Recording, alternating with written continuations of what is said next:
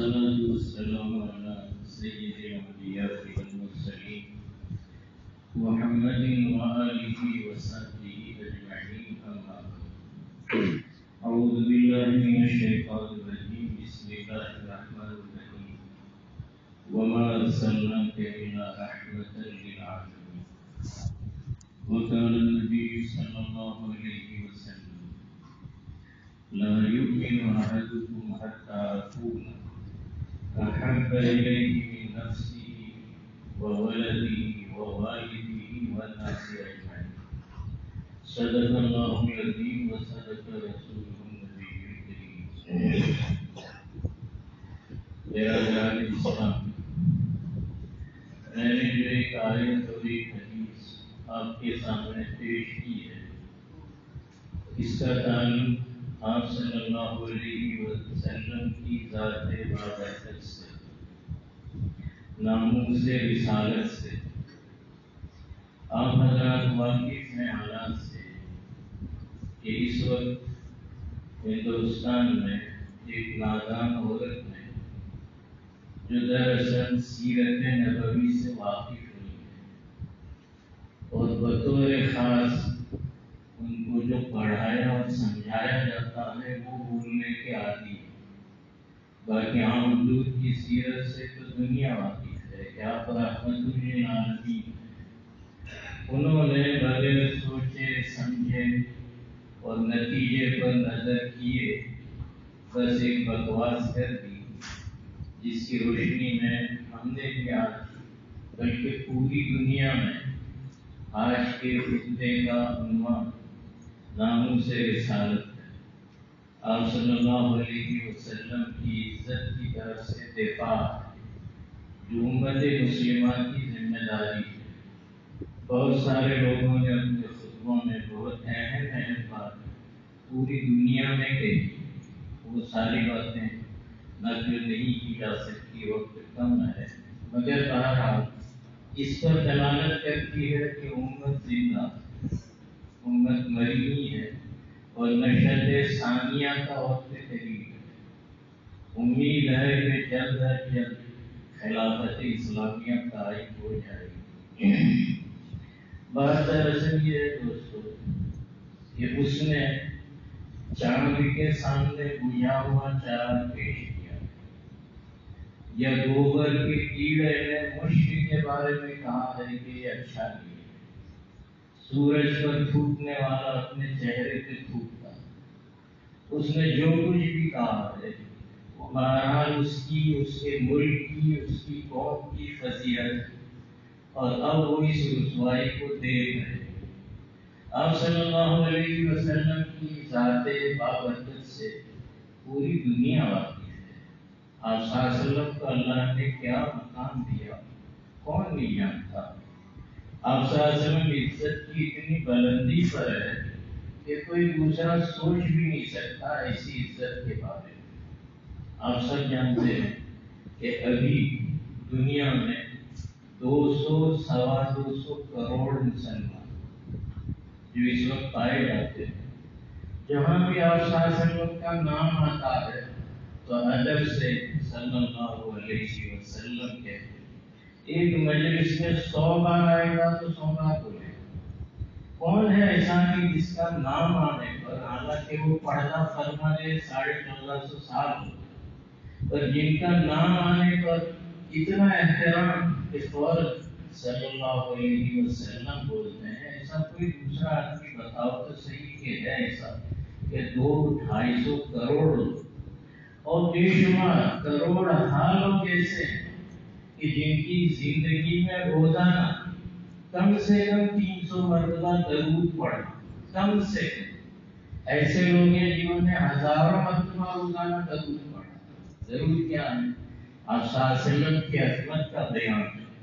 آپ کے واسطے سے اللہ سے قریب ہونا. ایسا کون ہے جس کا نام اتنی مرتبہ دنیا میں لیا جاتا ہے؟ اور کوئی ایک جگہ کا نہیں، پوری عالم. اس سے آگے چلیں جہاں جہاں اسلام ہے، اور آپ جانتے ہیں پوری دنیا میں مسلمان ہیں، اور پوری دنیا میں اللہ کے گھر ہے، اور پوری دنیا میں نمازیں پڑھی جاتی ہے. ایک طرف فجر کی شروع ہوتی ہے، چلتے چلتے پوری دنیا میں ایک لمحہ بھی ٹھہرے بغیر اذان ہوتی ہے، یہاں تک کہ 24 گھنٹے کے بعد وہی فجر میں پہنچ جاتی ہے۔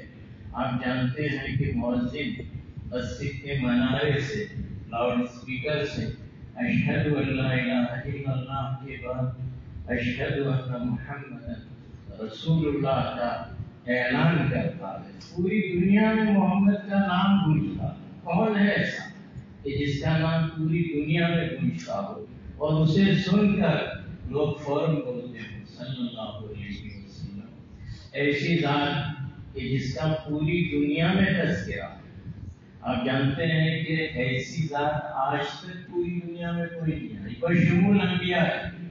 حضرت آدم سے حضرت عیسیٰ علیہ السلام سارے کے سارے آئے، وہ مقامی آئے، عالمی بن کے نہیں آئے۔ ان کا دین یا ان کا مذہب دنیا کی کسی ایک ملک یا ایک علاقے میں تھا، اور اساساً ان کا مذہب پوری دنیا میں ہے۔ آپ کے نام لینے والے پوری دنیا میں ہے، آپ پر لکھنے والے، آپ پر بولنے والے، آپ پر درود بھیجنے والے، آپ کی ناموس پر جان دینے والے، آپ کی عزت پر قربان ہونے والے پوری دنیا میں موجود ہیں۔ فقط اردو زبان میں سیرت کی 5000 سے زیادہ کتابیں اس وقت لائبریری میں موجود ہیں، فقط اردو زبان میں۔ اور آپ کو سن کے تعجب ہوگا کہ وہ سب لکھنے والے مسلمان بھی ہیں۔ عرب کا چاند لکھنے والا ہندوستان کا ایک سنت ہے، مسلمان بھی۔ ان کا ایک بڑا مذہبی رہنما ہے، اس نے لکھا ہے۔ تو ہزارہ کتابیں جس کی سیرت پر لکھی گئی، اور لکھنے والے اگر سب سے پہلے کسی کا نام رکھتے ہیں تو وہ محمد رسول اللہ ہے۔ ایک آدمی نے دنیا کے 100 بڑے آدمی کی نام کی ایک کتاب لکھی، 100 نام کی ایک کتاب لکھی۔ وہ لکھنے والا عیسائی تھا، کرسچن تھا۔ اس نے اپنے نبی عیسیٰ کا یا موسیٰ کا پہلا نام نہیں رکھا، بلکہ پہلا چیپٹر اس نے آپ صلی اللہ علیہ وسلم کا، اور یہ لکھا کہ اس نام سے اپنی کتاب شروع کرنا میں اپنی سعادت سمجھتا ہوں کہ ایک ایسا آدمی ہوئے ارض پر موجود ہے جس سے میں اپنی کتاب شروع کر سکتا ہوں۔ تو ساری اقوام، سارے ملک، ساری دنیا مانتی ہے کہ آپ صلی اللہ علیہ وسلم سے بڑا کوئی نہیں ہے۔ اگر کوئی ایک نادانی میں نہ مانے اور الٹی سیدھی بکواس کرے تو اس سے کوئی فرق نہیں پڑتا۔ دنیا میں ایسے ہمیشہ آئے اور آتے رہیں گے، لیکن آپ صلی اللہ علیہ وسلم کا نام بہرحال رہتی دنیا تک اسی طریقے سے لیا جاتا رہے گا۔ دوستو، آپ صلی اللہ علیہ وسلم کی محبت، جیسے میں نے ایک حدیث پڑھی، یہ ہمارے ایمان کا حصہ ہے، جزو ہے۔ جب تک ہمیں آپ صلی اللہ علیہ وسلم کی محبت نہ ہو، وہاں تک ہمارا ایمان مکمل نہیں ہو سکتا۔ حدیث کا ترجمہ یہ ہے، آپ فرماتے ہیں تم میں کا کوئی آدمی مومن نہیں جب تک کہ میں، یعنی آپ صلی اللہ علیہ وسلم، اسے اپنی ذات، والد ولد اور ساری دنیا سے زیادہ محبوب نہ ہو۔ حضرت عمر رضی اللہ تعالیٰ عنہ ایک بار بیٹھے ہوئے تھے، تو آپ صلی اللہ علیہ وسلم کے سامنے حضرت عمر نے یہ کہا کہ اللہ کے رسول، مجھے آپ سے بہت محبت ہے، ہاں مگر میں اپنی ذات سے بھی محبت کرتا ہوں۔ اسلام کا وہ یہ کہنا چاہتے تھے کہ میرے بعد سب سے زیادہ محبت ہے۔ تو آپ صلی اللہ علیہ وسلم نے کہا کہ ابھی ایمان کی تکمیل ہوئی ہے۔ تھوڑی دیر میں حضرت عمر نے کہا کہ اب مجھے آپ کی ذات میری ذات سے بھی زیادہ محبوب ہے۔ تو آپ صلی اللہ علیہ وسلم نے کہا کہ الآن یا عمر، کہ عمر اب کام کرنا، کہ ایمان اب مکمل ہوا کہ اپنی ذات سے زیادہ۔ اور آج تک آپ صلی اللہ علیہ وسلم نے ایک مرتبہ صحابہ کے سامنے فرمایا تھا، کچھ سوال لمبے تھے، اخیر میں فرمایا تھا کہ وہ لوگ بھی اچھے ہوں گے مومن جو بعد میں آئیں گے۔ ہمارے بارے میں کہا تھا کہ جو بعد میں آئیں گے، لیکن ان کو مجھ سے محبت تمہارے جیسی یا تم سے بھی زیادہ ہوگی۔ اس سے اشارہ کیا کہ رسول کی محبت امت سے کبھی بھی ختم نہیں ہوگی۔ ایک مرتبہ ایک بہت بڑے عالم پیرس کے ایئرپورٹ پر تھے، وہاں ایک داڑھی والا آدمی کو نظر آیا، ٹوپی بھی تھی، تو وہ یہ سوچ کر یہ بھی مسلمان ہوگا تو ان سے ملنے کے لیے چلے گئے۔ کہا کہ آپ مسلمان ہیں، کہاں کے رہنے والے ہیں؟ تو کہا میں مسلمان نہیں ہوں، میں تو جارڈن کا یہودی ہوں۔ وہ داڑھی رکھتے ہیں، ربی ہوں۔ کہا یہاں کیا کرتے ہو؟ کہا پیرس میں پی ایچ ڈی کرتا ہوں، ڈاکٹری کرنے آیا ہوں یہاں ایک یونیورسٹی، 5 سال کا میرا کورس ہے، اب میں ختم ہونے کے لیے۔ کہا کس عنوان پہ کرتے ہو؟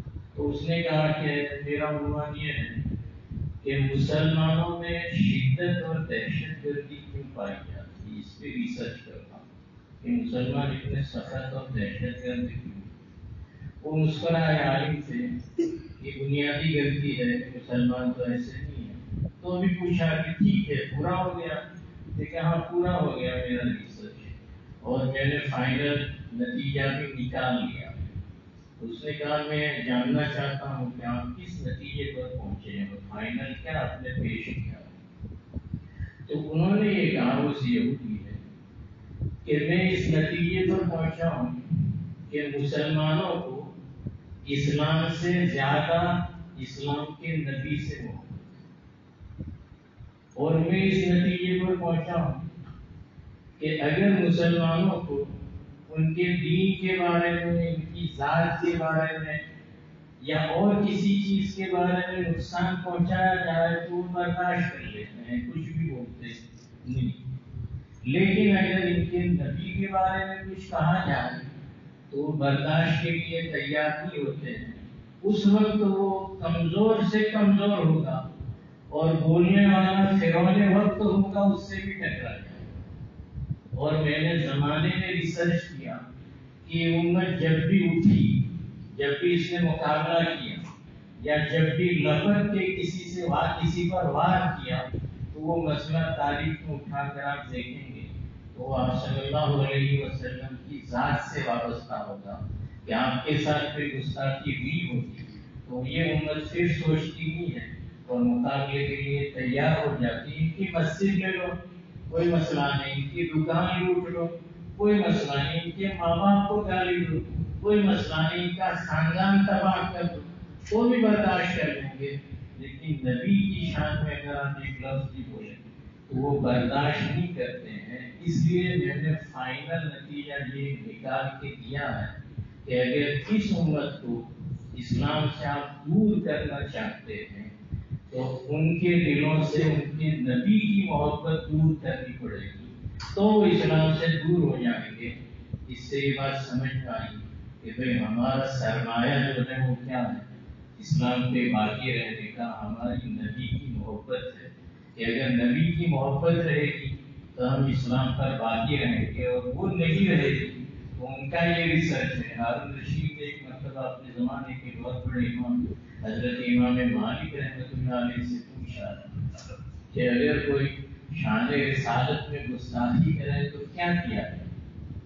تو امام مالک نے کہا امت کو چاہیے کہ اس کا بدلہ لے۔ ہارون رشید نے کہا کہ اگر امت بدلہ نہیں لیتی تو امام مالک نے کہا پھر امت کو چاہیے کہ مر جائے، یعنی پھر مر جائے کہ اسے زندہ رہنے کا نہیں ہے۔ تو ناموس رسالت پر اگر امت زندہ ہے تو یقیناً اسے جینے کا حق ہے۔ آج ہم دیکھ رہے ہیں کہ چاہے جیسی بھی قوم تھی، چاہے جیسے بھی عرب ممالک تھے، عیاشی میں پڑے ہوئے تھے، دین سے بہت غافل تھے، لیکن آپ نے دیکھا کہ ان کی طرف سے جو دباؤ آیا، ہندوستانی مسلمانوں نے تو بہت صبر سے کام لیا، لیکن ان کی جانب سے جو دباؤ آیا اس کی وجہ سے جو یہاں کی سیاست میں فرق ہے، آپ جانتے ہیں کہ کیا ہوا۔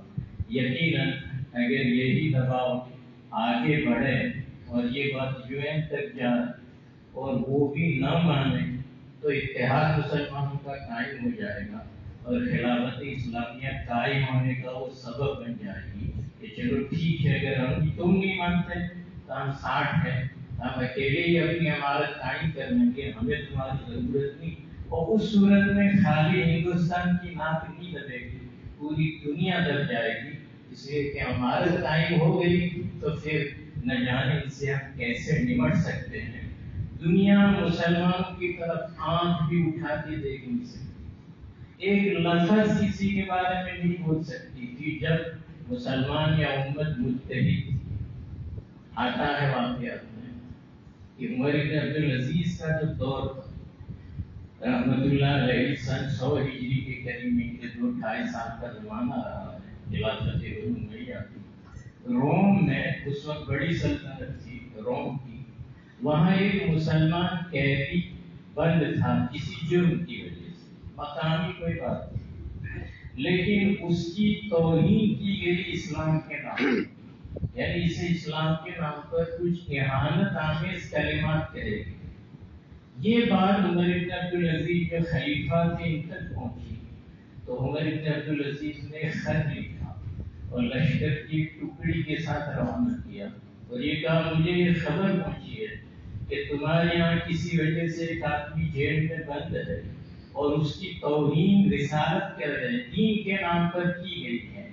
اگر میرا یہ خط ملتے ہی تم اسے باعزت بری کر کے مجھ تک نہیں پہنچا دو گے، اس ٹکڑی کے حوالے نہیں کرو گے، تو یاد رکھو ایسا لشکر بھیجوں گا کہ اس کا ایک آدمی میرے پاس ہوگا اور دوسرا روم میں، اتنا لشکر بھیجوں گا۔ تو فوراً اس نے وہ آدمی حوالے کر دیا اور باعزت وہ آدمی بری ہو گیا۔ ایک عورت کی معتصم کے زمانے میں عباسی خلافت میں بے عزتی کی گئی تھی، ایک یہودی نے تماچا مار دیا، یہ بھی روم کے ایک شہر کا واقعہ ہے۔ اس عورت نے جہاں اس کو تماچا مارا گیا تو عربی میں وہ بولی واہ معتصمہ، یعنی معتصم خلیفہ تھا، اس کو داد کے لیے فریاد کے لیے لفظ زور سے بولی، تو اس نے اس کا مذاق کیا کہ معتصم کہاں تیری بات سن رہا ہے، ہاں یہاں کا معتصم۔ اس کی بات معتصم کے پاس کسی طرح پہنچ گئی تو کہتے ہیں کہ معتصم فوراً تلوار لے کے اٹھا اور یہ کہا لبیک یا اختی، میری بہن تیری آواز میں نے سنی، میں آ رہا ہوں۔ لشکر لے کے گیا اور تاریخ میں عموریہ کی جنگ جس کو کہا جاتا ہے، جس میں آدھا روم فتح کر لیا، ایک خالی خاتون کو تماشا مارنے کی وجہ سے، یا ناموس رسالت پر جو چاہے وہ بولا جا رہا ہے، لیکن ہم چپ ہیں۔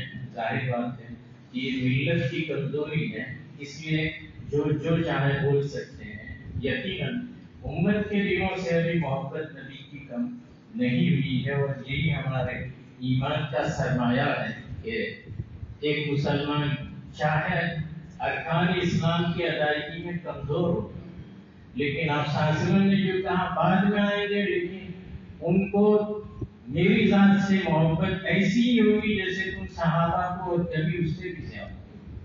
ایک واقعہ ہے اخیر میں سنا ہوں، ایک بہت بڑے شاعر تھے اختر شیرانی کر کے، شورش کشمیری نے ان کا واقعہ لکھا ہے کہ لاہور کے ایک ہوٹل میں وہ اشعار سنا رہے تھے، شراب کے بھی وہ عادی تھے، شراب بھی پی ہوئی تھی انہوں نے، اور کسی کو بھی وہ بڑا شاعر اپنے سے مانتے نہیں۔ کچھ لوگوں نے اس زمانے میں جو نوجوان تھے ان کا مذاق کیا اور پوچھا فلاں کے بارے میں آپ کا کیا خیال ہے، کہ وہ تو بچہ ہے، فلاں کے بارے میں دیکھتے کہ ابھی مشق کرتا، فلاں کے بارے میں ٹھیک ہے تھوڑا بہت لکھتا ہے، 3 کو مانتا تھا اور کسی کو مانتا نہیں تھا۔ خیر اسی درمیان کسی نے یہ پوچھ لیا کہ پیغمبر اسلام محمد رسول اللہ کے بارے میں تمہارا کیا خیال ہے؟ اس نے یہ سوچا شادی کے بارے میں بول دیں گے نشے میں۔ جب اس نے یہ کہا تو سامنے کاچ کا گلاس پڑا ہوا تھا، وہ گلاس اٹھا کے اس کے سر میں اتنی زور سے مارا کہ اس کا سر پھٹ گیا، اور پھر لاٹھی لے کے کھڑے ہو گئے، رونے لگے، اتنے روئے کہ بھیگی بن گئی، رات بھر روتے رہے، اور اس وقت یہ کہا کہ کمبخت اتنی عظیم شخصیت کا نام تو یہاں ہماری گندی مجلس میں لے رہا، جہاں شرابیں کی جاتی ہے اور شاعری کی جاتی ہے، تم لوگ ہمارا سب کچھ چھین لو لیکن ہمارے نبی کو تو ہمارے پاس رہنے دو، تم یہ چاہتے ہو کہ میں کافر بن جاؤں، اختر شیرانی کافر ہو جاؤں۔ مطلب نبی کی اتنی محبت تھی کہ اس میں ذرا بھی فرق آئے تو وہ اسے کفر سمجھتے تھے کہ نبی کی محبت میں ایک مومن کو فرق نہیں آتا ہے۔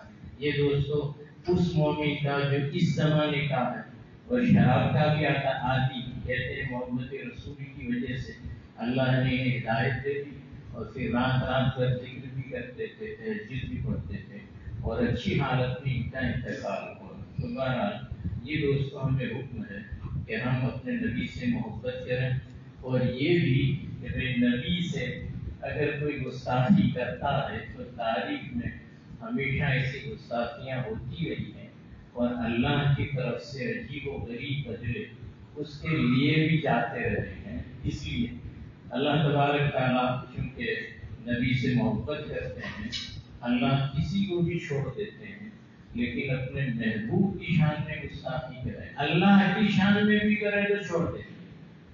آپ جانتے ہیں کہ 500 کروڑ لوگ ایسے ہیں جو اللہ کو نہیں مانتے، لیکن جی رہے ہیں، عیش کر رہے ہیں، لیکن اللہ کی شان الگ ہے اور محمد کی شان الگ ہے۔ اگر آپ کی شان میں کوئی گستاخی ہو تو یقین پکڑ لیا جاتا ہے، تو وہ تو پکڑ لیے جائیں گے، لیکن ہمارا کام یہ ہے سب سے بڑا کہ اگر ہمیں نبی سے محبت ہے تو نبی کی سنتوں کا اتباع ہونا چاہیے، نبی کی سیرت پر ہمیں عمل کرنا چاہیے اور دنیا کو بتانا چاہیے کہ یہ وہ نبی ہیں کہ جس نے دنیا میں یہ انقلابات برپا کیے۔ عورت کو جینے کا حق نہیں تھا، اسے جینے کا حق دیا گیا ہے، شرابیں پی جاتی تھی اسے بند کیا گیا ہے، اور سود کھایا جاتا تھا اسے ختم کیا ہے، ظلم و ستم ڈھایا جاتا تھا انصاف آپ صلی اللہ علیہ وسلم نے قائم کیا ہے، اور آپ کی زندگی ایک ایسی زندگی ہے کہ ایسی زندگی کوئی دوسرا جی کے نہیں بتا سکتا۔ جس نے بھی ایسا پڑھ لیا آپ صلی اللہ علیہ وسلم کو تو یقیناً وہ بھی آپ کا ہو گیا۔ بے شمار اردو شعراء ایسے ہیں، فارسی کے شعراء ایسے ہیں کہ جنہوں نے لمبے لمبے اشعار میں آپ صلی اللہ علیہ وسلم کی سیرت کو بیان کیا ہے۔ تو بہرحال ہمیں آپ صلی اللہ علیہ وسلم سے